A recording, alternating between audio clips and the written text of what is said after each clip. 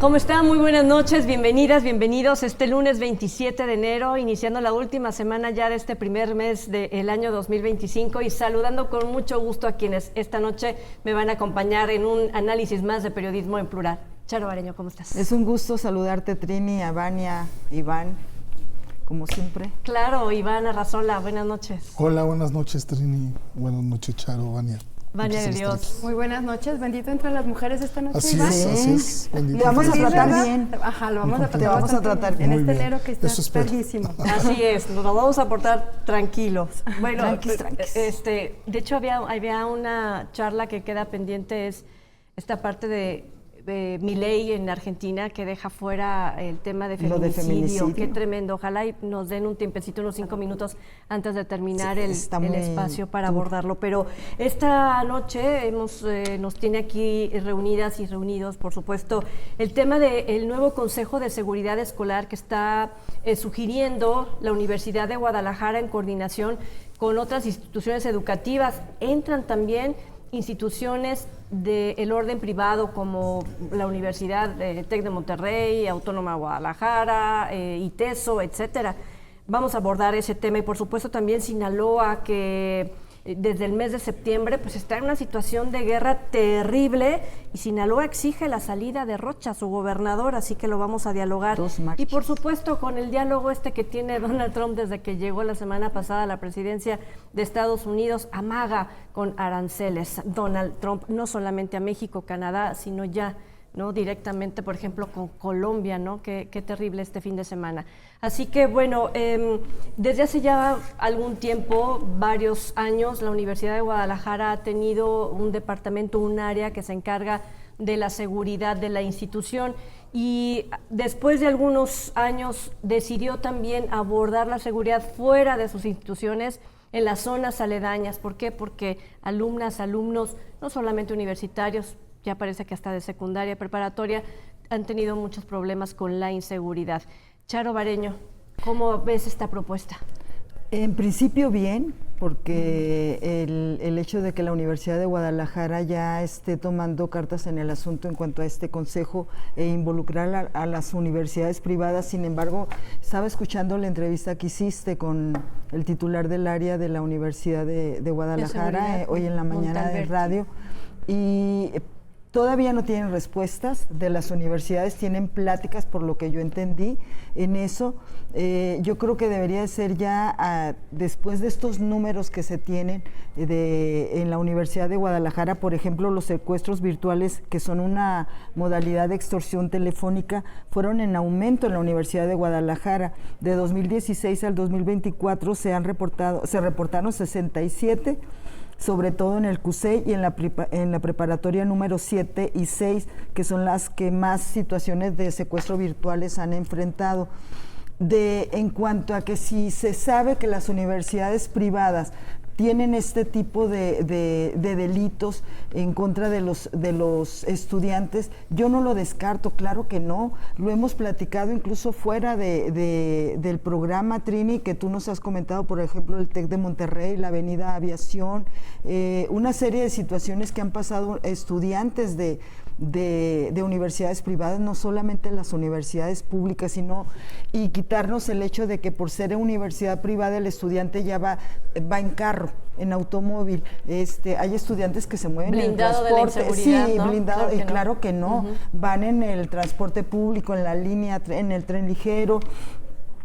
También la otra modalidad que están adoptando los delincuentes y lo estábamos platicando y lo acaba de dar a conocer también la Universidad de Guadalajara, el Montalberti Serrano es el nombre, ¿no? Del funcionario de la universidad, donde a un estudiante de Guadalajara llegaron 2 personas, pues delincuentes vestidos de policía, y se introducen y con el pretexto de que la joven el teléfono de la joven estaba involucrado en delitos en varios delitos, y ya conforme se dio la plática con la mamá y con con la mamá, pues estaban dentro de la sala de su casa, conocieron su domicilio, conocieron varios detalles, varias informaciones, y el temor de la familia, ¿no?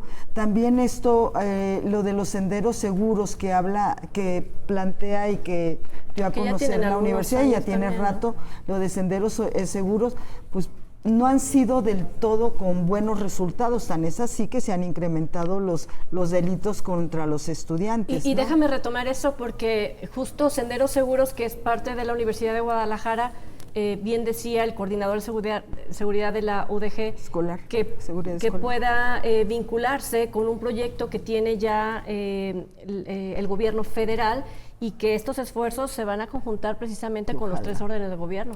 Es que me parece que hay esfuerzos de diferentes áreas, y sí sería interesante para el primero plantear que es atacar 2 tipos o 2 espacios donde puede haber inseguridad, dentro de los planteles o fuera de los planteles.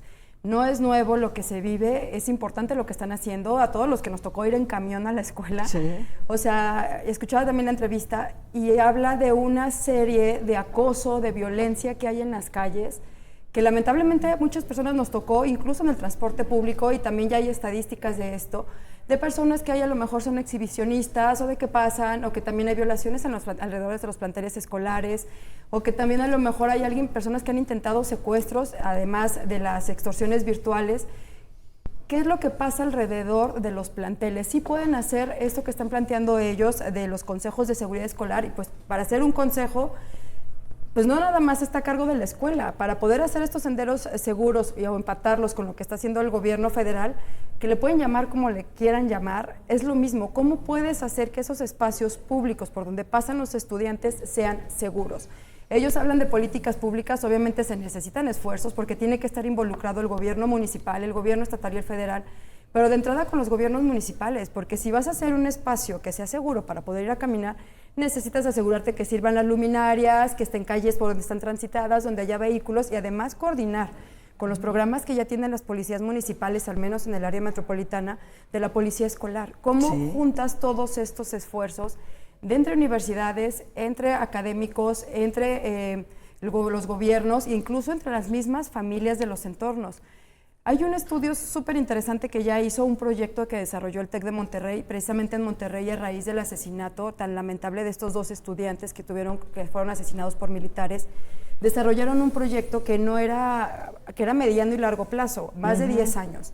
¿En qué consistía? Se dieron cuenta que todo lo que había en los alrededores del plantel escolar eran edificios abandonados, casas abandonadas, la inseguridad que había. Empezaron a desarrollar un proyecto junto con los gobiernos y con la misma comunidad para que se apropiaran de los espacios, para que sean ellos mismos con un cierto tipo de corresponsabilidad para cuidarlos y tenerlos. Son políticas públicas en donde no nada más llega o interviene el gobierno, sino también las mismas familias del entorno, porque los van a cuidar, porque al final del día son de ellos mismos. Entonces, creo que este consejo puede funcionar. Lo que están buscando, lo que entiendo es cómo conjuntas o cómo unes todos los esfuerzos aislados que están haciendo desde diferentes puntos para que sea uno solo al final del día, con el nombre que sea, porque tienen estadísticas, porque ya saben qué les funciona, qué no les funciona, tener protocolos de qué es lo que hay que hacer si alguno de tus hijos no llega o se tarda en llegar, o si sabes que robaron el teléfono, si hay extorsiones, si estás capacitando a padres de familia, qué es lo que funciona y qué protocolos se pueden tener. O sea, no es descubrir el hilo negro, sino cómo juntas todo lo que están haciendo todos para que funcione. Lo que sí es importante es que se tenga ahora el apoyo en tema de seguridad del gobierno federal, y estoy hablando de recursos económicos suficientes para poder apoyar a los municipios que en muchas ocasiones, con los niveles de delincuencia y hablando de delitos como el narcomenudeo, por ejemplo, o el secuestro exprés o la extorsión, pues quizás algunos municipios como Tlaquepaque o quizás al interior del estado no tengan las herramientas para hacerle frente, aparte de la credibilidad que pueda tener una u otra policía o institución de educación para poder denunciar el delito, que es otra cosa que se queda, que se queda al aire porque no quieren denunciar. Iván. Trini, primero déjame felicitarte por esa excelente pieza que nos regalaste en la mañana. Esta entrevista me parece que es muy reveladora en muchos sentidos. Mira, las buenas intenciones me parece que siempre son útiles, ¿no? Sobre todo cuando hablamos de estos temas de seguridad que pues a todos y a todas nos aquejan, ¿no? O sea, cuando nuestros hijos van a la escuela por la mañana y tienen que regresar en transporte público a las casas o tienen que esperar ahí a que abran la escuela, pues siempre hay esta preocupación de que pues todos lleguen sanos y salvos a casa. Entonces es un tema que me parece a todos nos llega, ¿no? Bien lo decía Vania, bueno, cuando éramos estudiantes y usábamos el transporte público, pues a cuántas cosas no nos exponíamos, desde el maltrato del chofer, de que en la parada te asaltaran. Y pues bueno, si bien este proyecto de senderos seguros es un proyecto que me parece loable, es un proyecto que me parece positivo y que, como comentaba este funcionario, se podría ligar a los senderos de paz que está proponiendo el gobierno federal. Me parece que esta política de seguridad del gobierno federal le hace falta mucha mayor precisión y mucho mayor alcance. Dientes, ¿verdad? Dientes, porque, a ver, en este momento esta estrategia se está concentrando en las 10 ciudades más violentas de todo México, ¿no? Bueno, y entre esas, pues no está Jalisco. Entonces, en esas ciudades es donde están llevando lo que son estas caravanas de paz, donde pues llevan a médicos para que pues le den una checada ahí a las personas que se acercan. Se han constituido estos comités de paz, pero pareciera todavía un esfuerzo que está muy focalizado en donde el gobierno federal considera que son los principales focos de atención como una urgencia, ¿no? que habría que atender. Y aún así me parece que pensar que, por ejemplo, un comité de paz va a funcionar para la ciudad de Tijuana, me parece que, ¿no?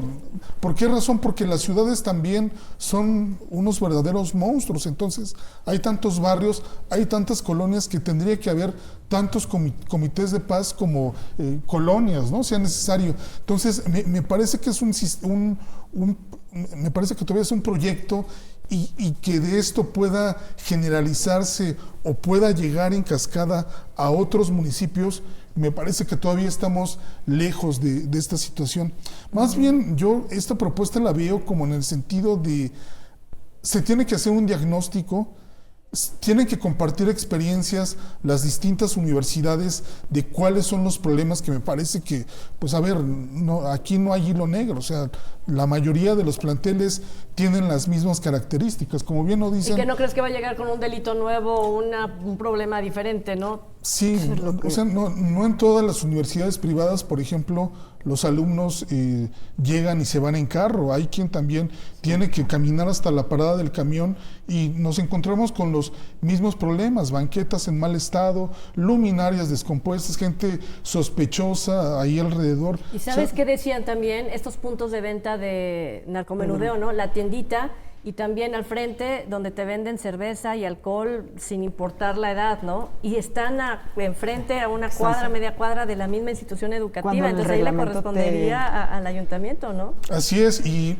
bueno, esto de hablar de coordinación con los ayuntamientos suena bien, pero también, a ver, uno cuando va a dejar a sus hijos a las escuelas, muchas veces ahí hay una patrulla que está cuidando aparentemente, ¿no? Pero bueno, la patrulla está ahí estacionada, ves a los oficiales, bueno, están dentro de sus vehículos, pero bueno, eso realmente no es vigilar. O sea, si a alguien lo roban, pues lo que van a hacer va a ser reaccionar, pero no hay como tal una estrategia integrada, ¿no? Pero me parece que, a ver, que se tiene que pensar. De hecho, a ver, ustedes recordarán lo que ocurrió el año pasado cuando este tipo llega con una hacha al interior de una universidad y mata a un par de mujeres que trabajaban allá adentro. Sí. Me parece que desde ese momento se tendría que haber unido la comunidad académica escolar de este estado para tomar cartas en el asunto, ¿no?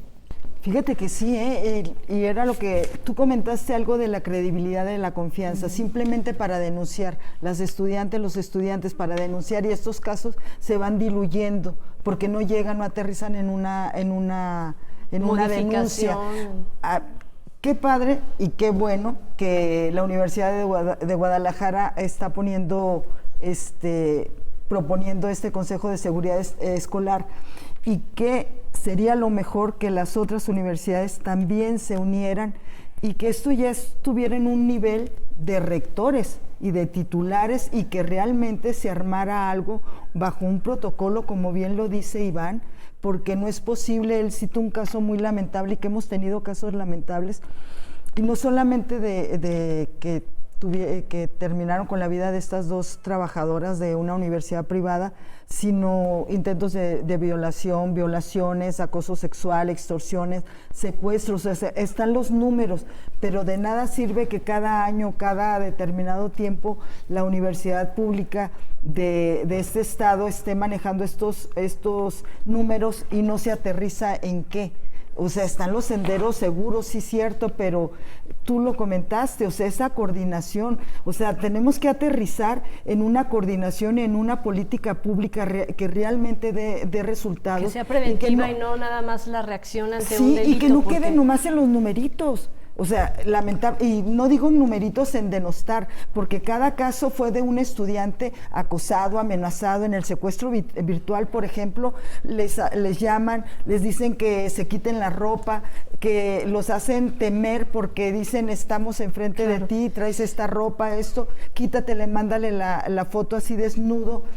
Eso lo vi porque me pasaron fotos y cómo estaban los estudiantes de prepa, sobre todo porque son de 15 a 16 años, que son vulnerables, o sea, no tienen parece que ya están llegando también con jóvenes de secundaria, y el tema es, por ejemplo, hasta primaria ya están también acechando a estas personas. No sé si la forma es la adecuada, yo creo que sí, pero el ir y hacer un scouting, por llamarle de algún modo, a cada una de las colonias que están cerca de un complejo educativo, escolar. Por ejemplo, el día de hoy lo hicieron en Tlaquepaque, y estuvieron acompañados de militares y estuvieron acompañados de las autoridades de Tlaquepaque junto con la autoridad de la Universidad de Guadalajara. Próximo miércoles tendrán también un recorrido, la prepa número 6 en Miravalle, que también está presentando ciertos problemas. Es así como se hace un diagnóstico, caminando el... Pero bueno, ya lo hemos visto en otros espacios, no es lo mismo. Si hay alguien que sabe lo que pasa en su colonia, son las personas que viven ahí al día y que no van a caminar acompañados de seguridad. En los horarios... quien sale de la escuela a las 8 de la noche, quien pasa y toma el camión a las 6 de la mañana, o sea, son quienes lo palpan en el día al día, y si hay alguien que puede saberlo son los mismos estudiantes. Me parece que de entrada lo primero que tendrían que hacer es coordinarse, que muchas veces es lo más difícil, y sobre todo lo interesante es que es para inhibir, que sería lo principal, no nada más reactivo, como decías. ¿Y la familia? Sí. Que es un punto muy importante. O sea, tendríamos que estar ya pendiente de cada uno de los comunicados de cualquier universidad, de cualquier institución educativa, para saber cuál es el camino, qué me están pidiendo a mí como madre o padre de familia para colaborar y contribuir. ¿Qué puedo hacer yo? Porque también soy responsable desde casa, desde la seguridad de mis hijos, y estar pendiente de ellos. Un mismo lenguaje, una red de apoyo, una red de comunicación. Formar una comunidad, ¿no? Que esa sería la clave también para tener más seguridad, pero podríamos empezar por cosas simples como arreglen luminarias, arreglen banquetas, poden árboles, y creo que eso ayudaría bastante. Y darle confianza a los estudiantes y a las estudiantes. Sí, sin duda. Definitivamente, porque ellos pueden pasar 1 o 2 veces con esta misma situación y han sido víctimas varias veces de este tipo de delitos, y no denuncian, se quedan porque no tienen una confianza, no creen ni en sus autoridades universitarias tampoco, y hay que decirlo, ¿no? Vámonos a la pausa, y cuando regresemos seguimos abordando el tema de inseguridad, pero qué impresión estos tantos meses desde septiembre que tiene Sinaloa en estado de guerra, y la sociedad se ha organizado ya para reclamar la paz que tanto desean. Al regresar de la pausa.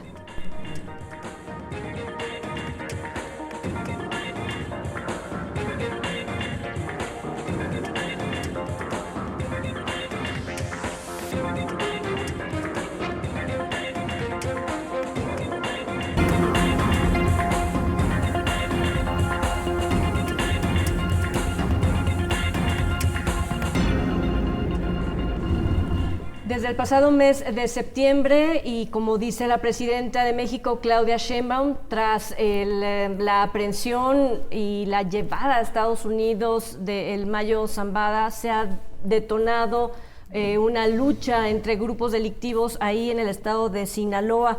Pues bueno, los habitantes, hombres, mujeres, niños, niñas, han salido a las calles vestidos de blanco para pedir no solamente la paz en el estado, sino también la salida del gobernador. Ante esto, Charo, hay respuestas y una de ellas fue la de la presidenta Claudia Sheinbaum, aunque dice que no, el gobierno no está para quitar o poner gobernadores, sin embargo están atendiendo la situación.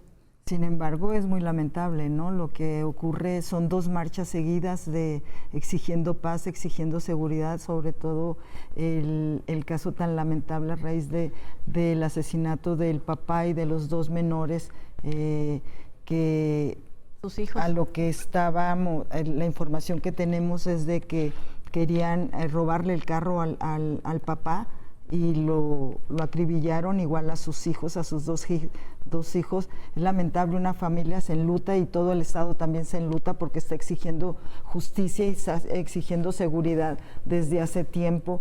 La presidenta ahí sí critico, no es tanto de que diga, que queremos que diga hay que quitar al gobernador, ¿no? Yo creo que las presiones políticas internacionales van a irle encaminando a ese paso de que a lo mejor hacer que voluntariamente se separe del cargo, que termina hasta el 2027, este gobernador entró en el 2021.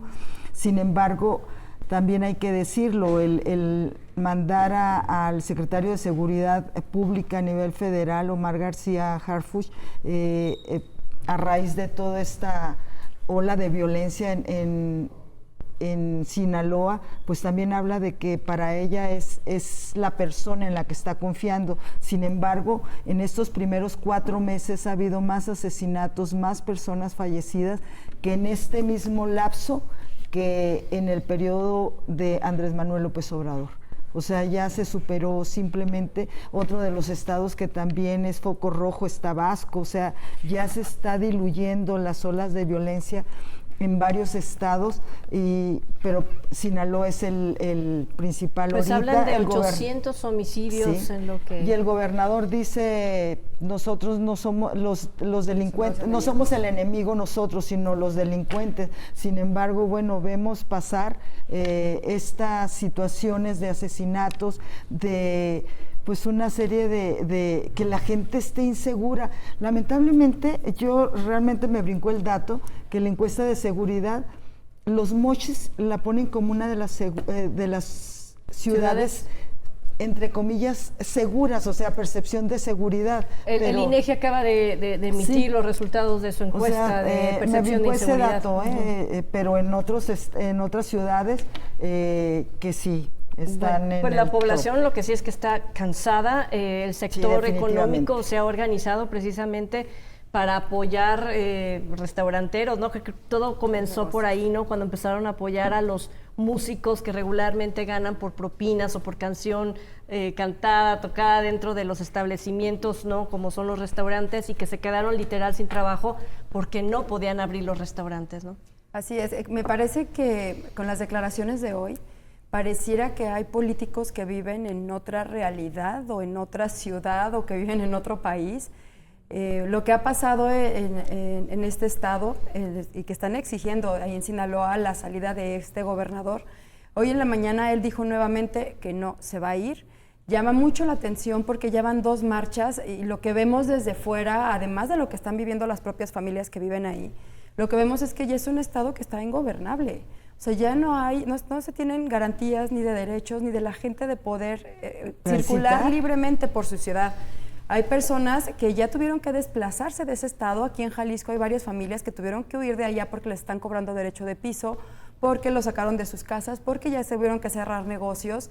Y además el colmo de eso hoy decía que el propio gobernador decía, son exageradas las estadísticas del INEGI sobre inseguridad en Culiacán. Para él, todo lo que se ve y lo que nosotros alcanzamos a ver Pero además, estas estadísticas que tú decías, el INEGI dice que el 90.6% de la población mayor de 18 años, ojo, estamos hablando que 9 de cada 10 ciudadanos perciben que son inseguros, que es inseguro vivir ahí en Culiacán. Esto es de entre octubre y diciembre del 2024. En septiembre, este mismo sondeo o este mismo estudio decía que el 55.7% se sentían inseguros, es decir, en septiembre la mitad de la población, 55 personas de 100 decían, me siento inseguro de estar viviendo aquí. Hacen el mismo sondeo y los últimos 3 meses del 2024 es el 90%, 9 de cada 10 vecinos o habitantes. Ahí dice que está totalmente inseguro poder vivir en este lugar. El gobernador lo está desestimando y dice que pues no es cierto. Además, él decía, insistía, lo cito textualmente, dice, los enemigos son la delincuencia y el éncono, nunca el gobierno. Pero más que verlos como enemigos, me parece que estas dos marchas lo que están haciendo, están hablando del hartazgo que se tiene, de la impunidad que se está viviendo en el Estado, no tanto porque sea el enemigo, sino por la ineptitud que se está teniendo para poder manejar un tema tan delicado. Ya lo decías también tú, Trini, la presidenta hoy volvió a insistir que todo esto se desató a raíz de la detención del Mayo Zambada en territorio mexicano. Me parece que es importante que lo tengan identificado de por qué se debe, pero es que van a hacer con eso. No puede seguirse teniendo el mismo discurso durante meses, porque no van a salir de ahí. Creo que va a ser insostenible tenerlo ahí, es cierto, no puede llegar la presidenta ni nadie ni decirle vete. Va a llegar algún momento en que seguramente va a haber tanta presión que lo más probable es que, o lo que espera con estas marchas, es que él mismo renuncie al cargo. Debería de ahí intervenir el legislativo federal, donde algún diputado o diputada presente un recurso de juicio político contra el gobernador, ¿no? Y yo veo a los diputados y a las diputadas como que no están más que manifestando su desacuerdo, pero sin hacer nada que se pueda traducir en la seguridad de los habitantes de Sinaloa, ¿no?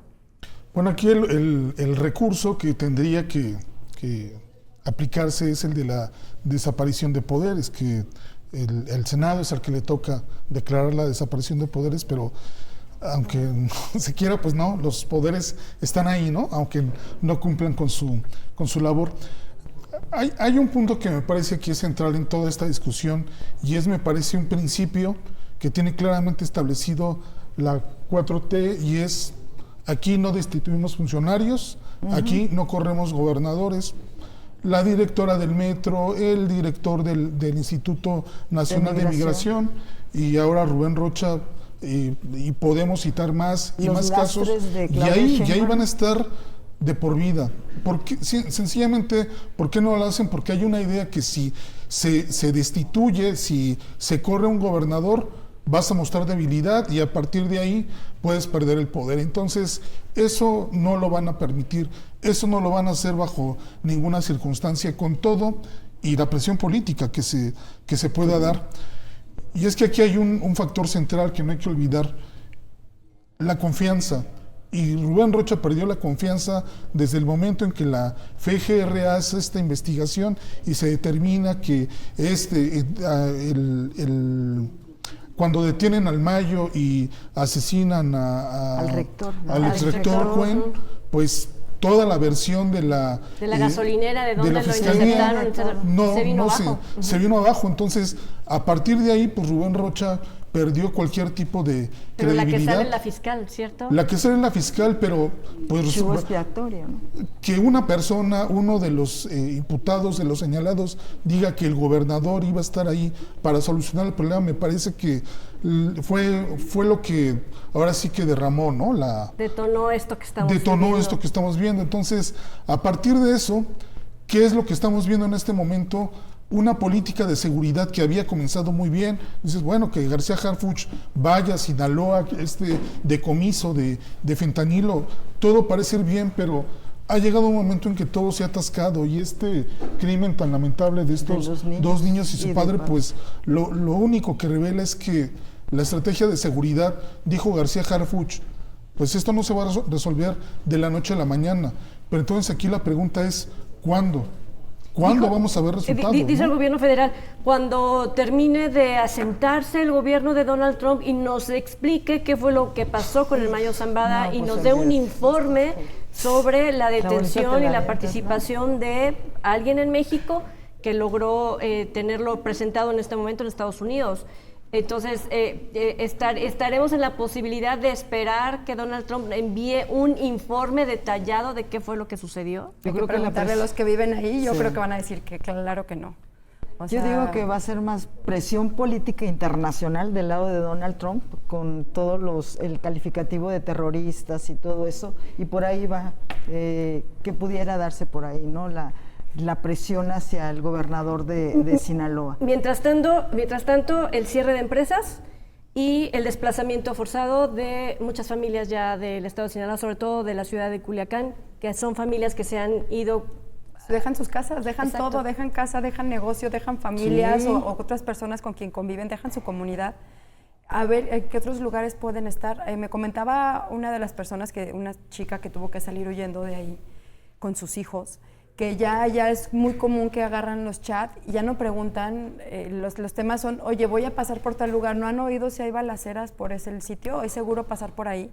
O sea, ¿hasta dónde está llegando el tema de inseguridad que ni siquiera puedes salir libremente a ningún lado? O que lleguen y te empiecen a pedir, si tú tienes algún negocio que tenías años con él o tienes alguna propiedad y que tengas que dejarla porque te están pidiendo derecho de piso, porque ya hay amenazas, porque te están pidiendo el dinero y que no tengas otra opción más que irte. Pero fíjate lo que dijo, en cuanto a lo que dijo Iván, de que la presidenta, y lo comentaste tú, de que la presidenta dijo, nosotros no quitamos gobernadores. Se tiene que ir solo. Pero el hecho de que Bueno. quitar o presionar para que El se fuera discurso como dice lo que hacían no. en el pasado, ¿no? Pedirle la renuncia, entre comillas, pero ya vete. Es reconocer la situación que estriba en el estado de Sinaloa, y es reconocer que no está funcionando del todo la estrategia en materia de seguridad, inclusive con su principal colaborador, que es de confianza, de todas sus confianzas, se pudiera decir su mano derecha más que cualquier otro de los funcionarios del gabinete federal en materia de seguridad, como lo es Omar García Harfuch. O sea, yo creo que a Omar García Harfuch se le tiene mucha confianza. Hay un porcentaje elevado de la población que se le tiene confianza para él estar encabezando el plan de seguridad, ¿no?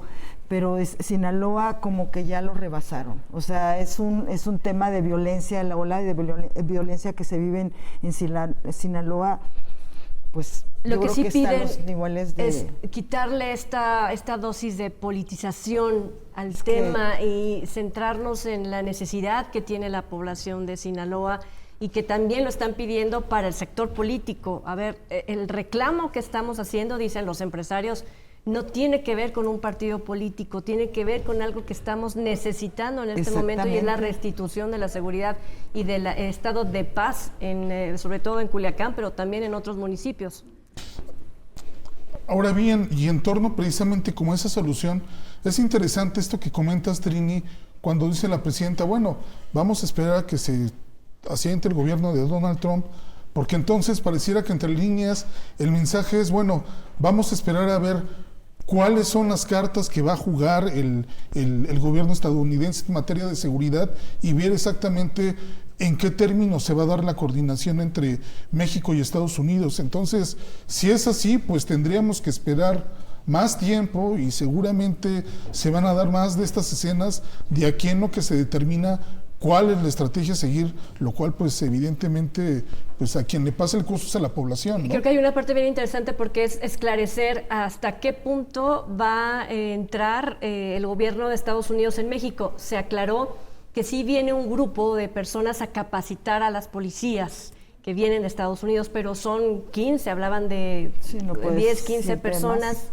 Y el único asunto que es la capacitación en tema de seguridad. Vamos a ver si Donald Trump no se le ocurre, ¿no?, en todas esas cosas que dice a diario, exigir todavía mayor participación, que pueda no poner de acuerdo a ambos gobiernos en cómo resolver el tema del crimen organizado. Y hasta dónde se involucran y hasta dónde tienen permiso para poder entrar. Me parece que tanto la presidenta como Omar García deben de saber que no hay otra opción más que se vaya el gobernador. O sea, necesitarían meter una figura nueva, alguien nuevo, para que pueda tomar las riendas y hacer algo con mano dura, o sea, algo para que la gente vuelva a confiar y Darle que el voto de que confianza. se vea que están haciendo algo, porque lo que han hecho hasta ahora definitivamente no ha alcanzado, y la gota que derramó el vaso fue esto lamentable que pasó con este padre de familia y un menor de 12 y 9 años de edad. Y parece que un sobrino, un jovencito que De estaba 17 hospitalizado, años, ¿no? De que 17 ya hospitalizado. Y si que te quieran quitar el carro que el hombre trató, el señor, por poner a salvo incluso hasta su familia, que los hayan asesinado en su vehículo cuando estaban circulando por una ciudad, por su ciudad, por su entorno. Imagínate qué nivel debería de haber tenido el padre de familia de proteger a sus hijos, pero previo a eso la situación que están viviendo en Culiacán, para en lugar de detenerse, no huir, porque Tratar de esquivarlos. tratar de esquivar a esos delincuentes, pero todo lo que han estado viviendo, o sea, no es de septiembre, o sea, de septiembre para acá fue lo del mayo que se desató todo, pero ellos ya traen antecedentes de esta violencia que se está viviendo en Sinaloa. Bueno, pues nada más nos toca esperar, ojalá, digo, no sé cuál es el tiempo suficiente para que los sinaloenses no recuperen justo su tranquilidad. Así es. Hacemos una breve pausa y justo vamos hasta Estados Unidos, ¿no? A ver cómo va el gobierno de Donald Trump. El día de mañana serían ya 8 días de que está al frente de la Casa Blanca y cómo ha amagado a cuanto país se le pone enfrente con imposición de aranceles, ¿no? Y sobre todo golpeando en el tema económico. No solamente, yo lo decía al iniciar, no solamente Canadá o México, sino otros países de Centro y Sudamérica. Con ese tema, al regresar de la pausa.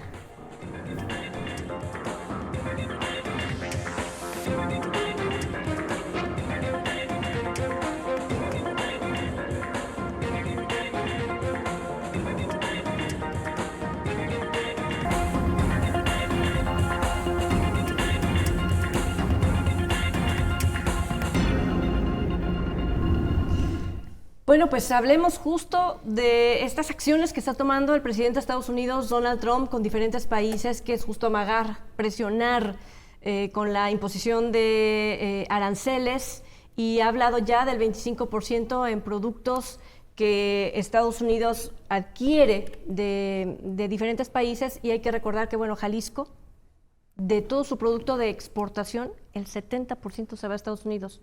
México, el 80%. O sea, Jalisco tiene más diversificado el mercado y puede seguirse diversificando precisamente para poderse cubrir de estas amenazas que tiene el presidente Donald Trump.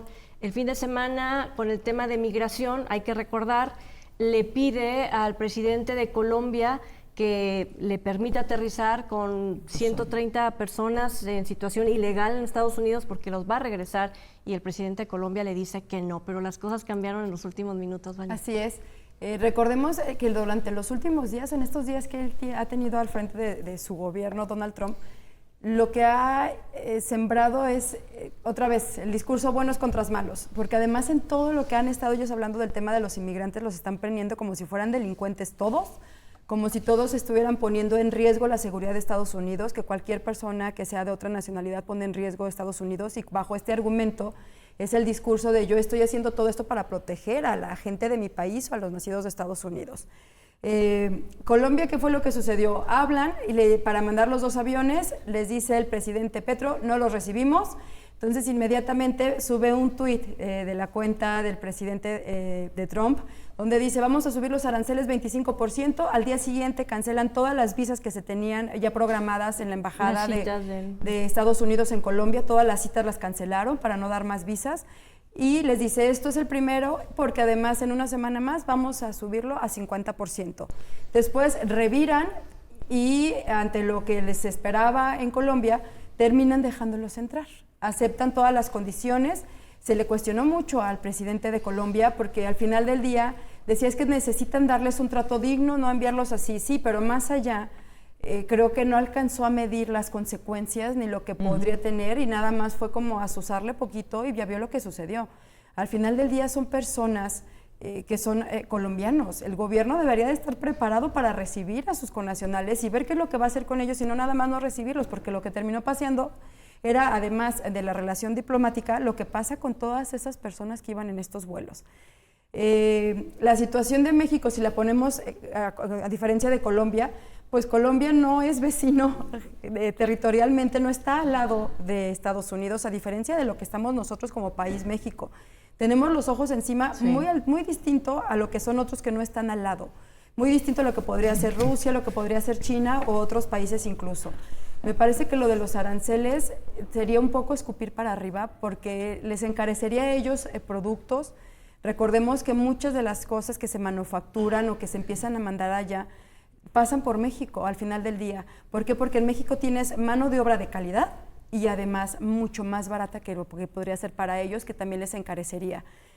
Creo que algo que sí podría afectar muchísimo más y que sería terrible serían las remesas. Si pusieran algún impuesto a las remesas o las encarecieran, o algunos de estos impuestos, sí le pegaría mucho porque además muchas de esas personas que están en Estados Unidos están enviando dinero a sus familias aquí en México. Y sería un golpe tremendo. ¿Qué es lo que está haciendo hasta ahorita el gobierno?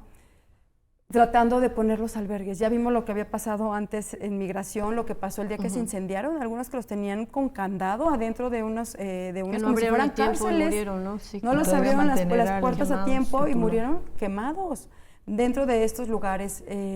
No es solamente tener en donde lleguen y pasen la noche. Recordemos que son personas que pueden haber tenido ya 5 o 10 años o toda su vida en Estados Unidos, que van a regresar sin papeles, sin documentos, sin identificaciones, y es volver otra vez a ellos a reconstruirse en nuestro país y en qué van a trabajar, a dónde se van a ir a vivir si no tienen familia con quien estar.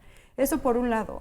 Por el otro, ¿qué va a pasar con todas esas personas que ya estaban esperando poder cruzar hacia Estados Unidos y estaban esperando las citas que se cancelaron y que se van a quedar en nuestro país? Estamos hablando de 370,000 personas más o menos que están dentro de nuestro país y que también están esperando cruzar hacia Estados Unidos. No es cosa menor y nuestra situación invariablemente es muy distinta a la que podrían tener otros países que no comparten sus fronteras con Estados Unidos. Fíjate que ahorita que mencionas de remesas, pues lo dijo, ¿no?, la Universidad de Guadalajara, y nosotros lo planteamos en el programa anterior, donde si del 2023 al 2024 se rompe un récord nuevamente en el envío de remesas de Estados Unidos a México, y este incremento fue del 5%, se espera, según expertos de la Universidad de Guadalajara, que en el 2025 ese incremento sea solamente del 3%. O sea, sí va a haber un incremento en el envío de remesas, pero no la constante que lleva rompiendo récords, sino que va a disminuir a un 3% en lugar del 5% del año anterior. Así que no solamente México sufrirá, ¿no?, estas medidas que está tomando Donald Trump, sino que lo harán con otros países, y está él poniéndose, no sé si cada vez que lo escuchan, ¿no?, poniéndose como el jefe del mundo, la policía del mundo, el que va a venir a reestructurar y ponerle otra cara al comercio, a la seguridad, al tema migración, etcétera, en el mundo. No es que esté cuidando su frontera, sino que está planteando toda una transformación global. Iván. Así es lamentable lo que ocurrió con Colombia, pero pues es una muestra del poder que en este momento tiene Donald Trump, ¿no? Me parece que lo peor que pudo hacer Gustavo Petro fue públicamente tratar de resolver sus conflictos con Donald Trump y decirle: si tú me pones impuestos, yo voy a hacer lo mismo, en algún momento me voy a tomar una copa, un café contigo para hablar del tema de la paz mundial. Me parece que lo exhibe, ¿no? Y lo exhibe además de una forma que, si se puede considerar como una victoria, lo que obtuvo el presidente fue poder enviar un avión a Estados Unidos para recoger a estas personas que iban a ser deportadas, y en cuanto pisen suelo colombiano van a levantar este castigo de las visas, ¿no?, que en este momento todavía están suspendidas en Colombia.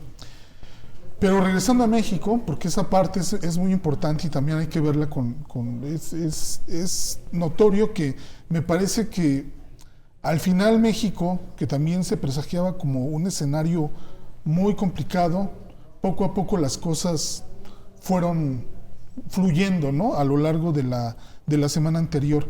Esta declaración que le regala, me parece, es un regalo de Donald Trump a Claudia Sheinbaum, donde con México vamos bien, con Canadá no vamos nada bien, pues se ve reflejado en el tema del peso, ¿no?, que llegó a tocar los 20.80 y pues ando ahorita más o menos en 20-30, 20, digo, pero sí disminuyó considerablemente. La presión que había. Sí, ¿no? la presión Claro. que había.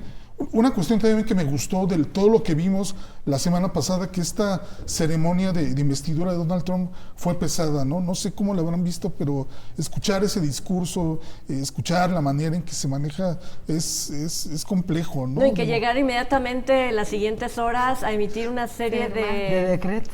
de decretos o, ¿cómo le llamaban? Órdenes administrativas. Órdenes ejecutivas. Órdenes ejecutivas, correcto. Y al siguiente día, el hombre más poderoso en este momento de este mundo va a un servicio religioso y se encuentra con esta obispa, una muy valiente mujer como Marianne Booth, esta obispa que le habla de frente y le dice: sea misericordioso, no todas las personas que están en Estados Unidos son malas personas.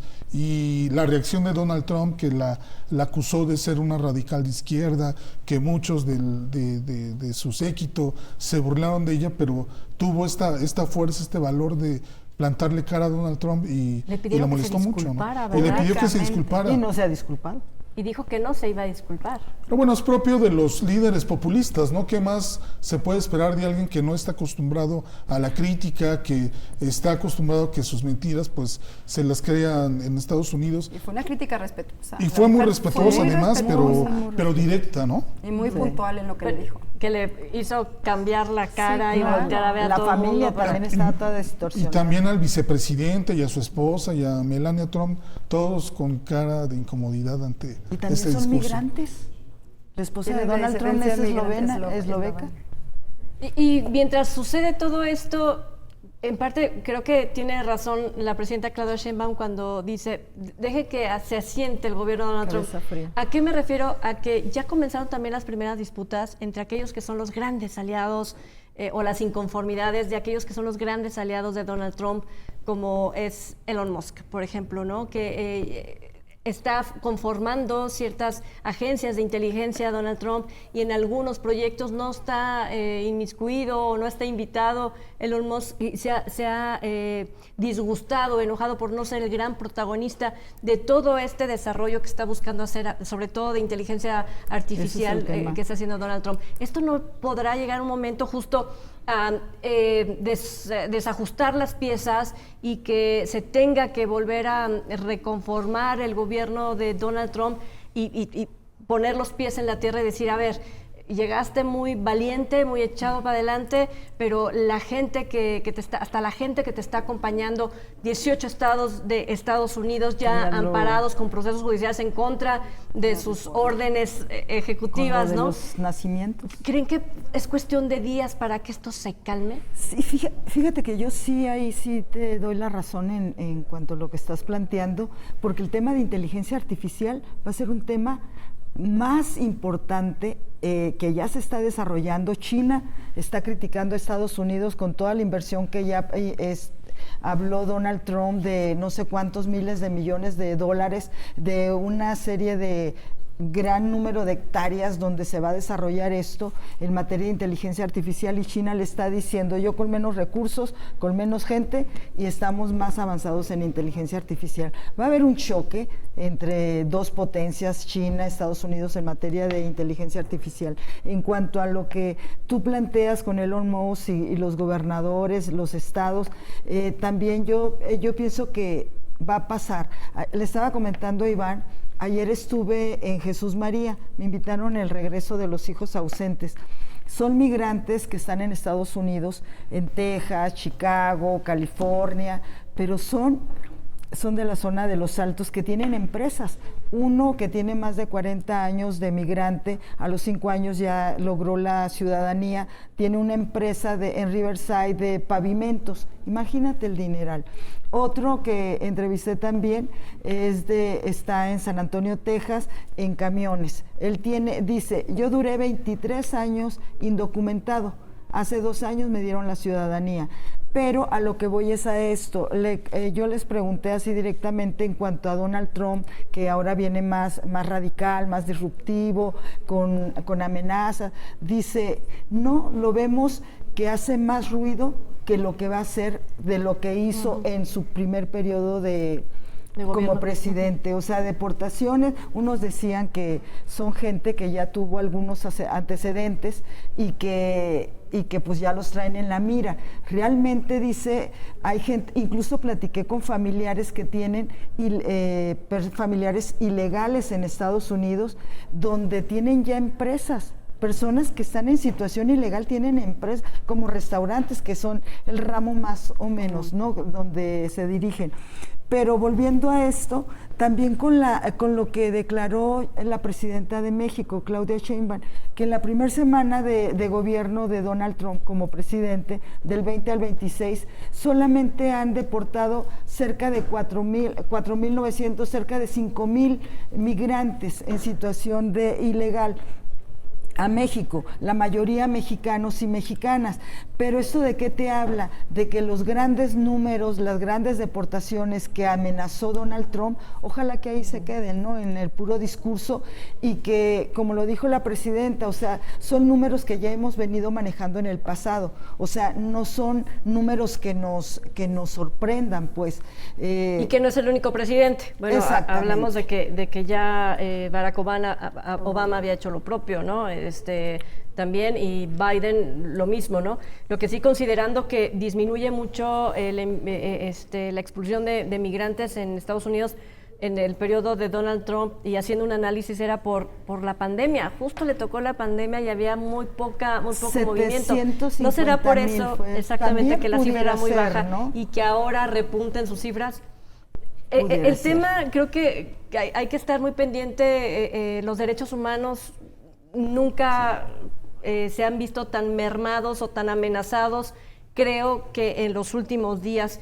Y yo al iniciar este programa hablaba de otro aliado, ¿no?, alguien que le encanta a Donald Trump y que estuvo precisamente acompañándole y aplaudiéndole siempre, que fue Milei desde Argentina, ¿no? Y Bukele, justo, ¿no?, coinciden en esta agenda antiderechos. Por ejemplo, Donald Trump está ya tratando de emitir otra orden ejecutiva, que es la de reacomodar el ejército de Estados Unidos para que no hayan personas trans dentro de las filas del ejército mexicano. Milei está sacando de sus códigos penal, no sé si se llama igual allá en Argentina, pero el término feminicidio, diciendo que las mujeres ya tienen muchas consideraciones, ¿no? ¿Qué opinas sobre esto? Terrible. Porque, y Argentina, o sea, con la agenda no de han género entendido que el hecho de que el tipificar un delito, un homicidio contra una mujer bajo el término, bajo el protocolo de feminicidio, es porque la mujer ha sido mayormente violentada por razón de género.